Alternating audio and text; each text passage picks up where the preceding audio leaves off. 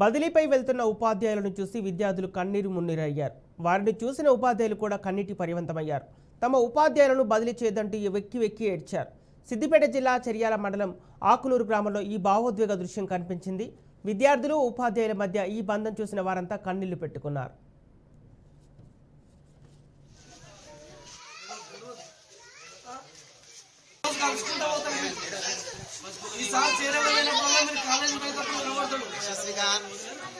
ఎప్పుడన్నా మన స్కూల్కి వచ్చిపోతాడు.